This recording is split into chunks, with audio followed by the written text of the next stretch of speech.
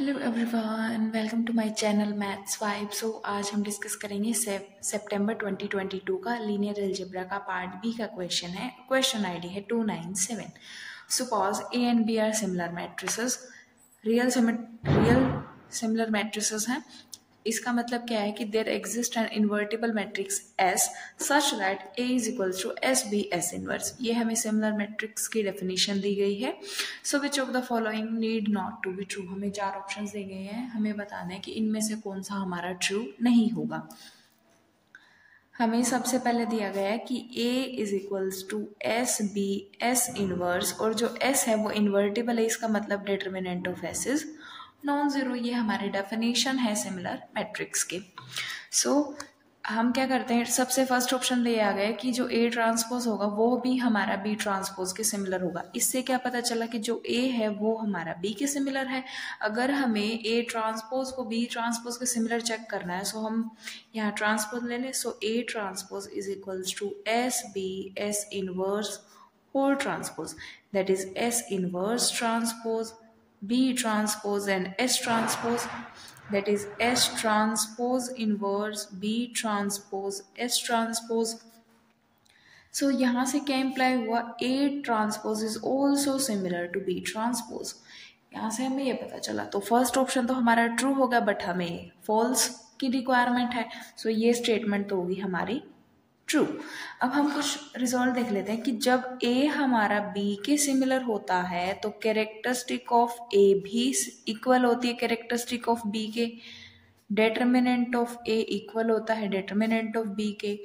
Trace of A equal होता है trace of B के। And minimal polynomial of A also equal to minimal polynomial of B। eigenvalues of A also equals to eigenvalues of B। ये सब होता है। अगर हमारी जो मैट्रिक्स है उसका साइज हमारा 2x2 है, ये मैट्रिक्स का साइज हमारा 3x3 है, अगर ये कंडीशन होल्ड कर जाए तो वो हमारी रिवर्स भी होल्ड कर जाती है जब मैट्रिक्स का साइज हमारा 2x2 या 3x3 होगा। मतलब कि अगर ये कंडीशंस हमारी सेटिस्फाई करें तो A B के सिमिलर हो जाएगी if the size of matrix is 2x2 और 3x3।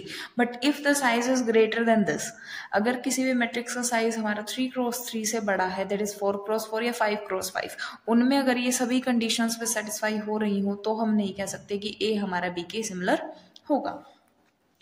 सो अब यहाँ से जब A B के सिमिलर है तो हमें पता चला कि जो A की मिनिमल पॉलिनोमियल है और B की मिनिमल पॉलिनोमियल है वो भी सेम होगी। सो सेकंड ऑप्शन में यही कहा है कि A की मिनिमल पॉलिनोमियल सेम होती है मिनिमल पॉलिनोमियल ऑफ B। ये स्टेटमेंट भी हमारी ट्रू है। थर्ड में बोला गया trace of A is equals to trace of B, ये भी हमारी ट्रू स्टेटमेंट है। बचता है हमारा फोर्थ ऑप्शन। फोर्थ ऑप्शन के लिए हम एग्जाम्पल कंसिडर कर लेते हैं। हम एग्जाम्पल ले लेते हैं। A मैट्रिक्स हम 2x2 की कंसिडर करते हैं 0 0 1 0। B हम कंसिडर करते हैं 0 1 0 0। अब 2x2 की मैट्रिक्स है, 2x2 की मैट्रिक्स है, हमने देखा कि अगर 2x2 की मैट्रिक्स में ये रिजल्ट होल्ड हो रहे हो तो A B के सिमिलर हो जाएगी। रैंक हमारा सेम है, आइगन वैल्यू सेम है, डिटर्मिनेंट सेम है, कैरेक्टरिस्टिक सेम है। सो ये सब में सेम है, तो यहाँ से पता चला कि जो A है वो हमारा B के सिमिलर है। अब हम क्या करें, रेंज ऑफ A निकाल ले।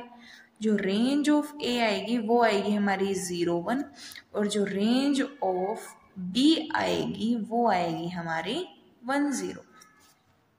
ठीक है, बट रेंज ऑफ A और रेंज ऑफ B आपस में इक्वल नहीं है। फोर्थ ऑप्शन में बोला कि जो A की रेंज है वो हमारे B की रेंज के सेम होगी, बट हमारे पास ऐसा एग्जाम्पल एग्जिस्ट कर गया जहां पर A तो सिमिलर है B के, बट उनकी रेंज इक्वल नहीं है। सो D option is the option which is not correct.